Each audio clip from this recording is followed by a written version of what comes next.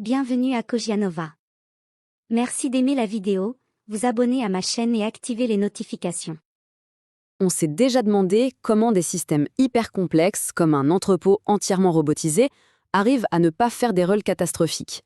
Eh bien, la réponse, elle se cache souvent dans des règles invisibles, des sortes de vérités fondamentales qu'on leur a intégrées. Allez, on plonge pour voir comment une simple idée peut devenir le garde-fou le plus solide d'un système. Alors voilà notre programme. On va commencer avec une erreur d'entrepôt qui coûte cher, puis on découvrira ce qu'est un axiome et toute sa puissance. On verra aussi pourquoi c'est bien plus qu'une simple alerte, on explorera des cas concrets et on terminera avec un petit aide-mémoire super pratique. C'est parti. Bon, on commence par planter le décor. On va se retrouver dans un environnement où la moindre petite erreur de données peut avoir des conséquences énormes. Imaginez un peu le tableau. Un entrepôt aéronautique entièrement automatisé, bourré de technologies de pointe. Il y a des robots, des capteurs partout et des pièces qui valent une fortune. Dans un endroit pareil, chaque information doit avoir une précision d'horloger. Et c'est justement là que les choses vont déraper. Et voilà l'erreur critique. Un opérateur, probablement par inattention, assigne deux statistiques complètement contradictoires à un moteur d'avion. Il est tagué comme neuf et recyclé. Mais le pire dans tout ça, c'est que le système, lui, il ne bronche pas, il accepte l'information. C'est une absurdité logique et ça crée une faille de sécurité monumentale. Ce qui nous amène à la question de fond, comment on transforme un système qui n'est qu'un stockeur de données un peu bête en une machine qui comprend réellement la signification de ce qu'elle manipule? Eh bien, la solution, elle a un nom qui peut sonner un peu technique, mais son principe est d'une puissance incroyable. C'est l'axiome. Et c'est lui, le véritable héros de notre histoire.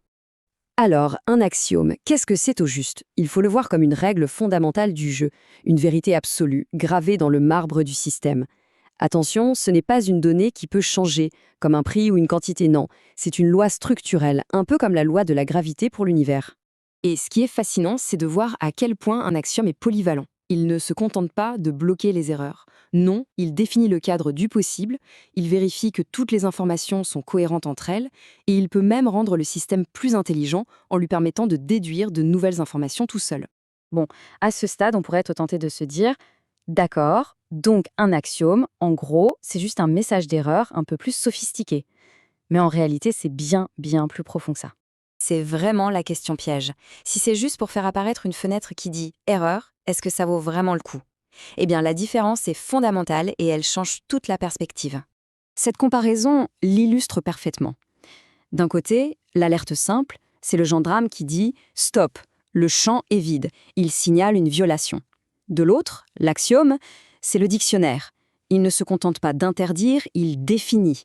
Il n'apprend pas au système ce qu'il ne faut pas faire, il lui apprend ce qu'est un fournisseur certifié. D'un seul coup, le système ne fait plus que stocker des chaînes de caractères, il manipule des concepts qui ont un sens.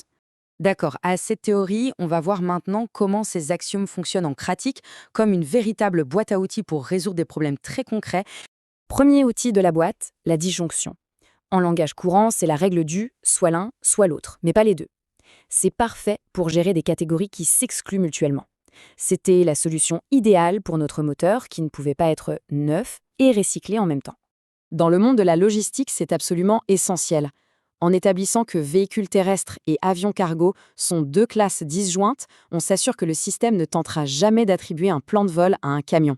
Ça peut sembler évident pour nous, mais pour un ordinateur, c'est une règle fondamentale qui doit être écrite noir sur blanc. On passe au deuxième outil, la cardinalité. Ici, on change de registre. On ne parle plus de catégorie, mais de chiffres, de quantité. La question, c'est combien? Et la clé du mot cardinalité, c'est la précision. Par exemple, pour qu'un colis soit considéré comme sécurisé, il doit avoir très exactement une scellée électronique. S'il en a 0 ou s'il en a 2, l'envoi est invalide. Point. Le processus est verrouillé par cette règle. Troisième outil, et celui-là est particulièrement malin, le complément. L'idée, c'est de définir quelque chose en disant tout ce qu'il n'est pas. C'est une approche par la négation, et parfois, c'est la plus simple et la plus puissante. Pour la sécurité, c'est un exemple parfait. On peut définir la classe « produit dangereux » comme tout produit qui n'est pas un produit alimentaire. Grâce à ça, le système saura automatiquement qu'il doit appliquer des règles de stockage spécifiques pour éviter toute contamination, même pour un nouveau produit qu'il n'a jamais rencontré auparavant. Allez, dernier outil de notre boîte pour aujourd'hui, la restriction. Celle-ci permet de créer des sous-catégories, des concepts plus précis, en y ajoutant des conditions. Avec cet axiome, le terme livraison express cesse d'être une simple étiquette. Il devient une règle métier, une définition opérationnelle. Par exemple, une livraison express est une livraison dont le temps de transport est obligatoirement inférieur à 24 heures. Du coup, le système comprend qu'un trajet de 25 heures ne peut pas, par définition, être qualifié d'express.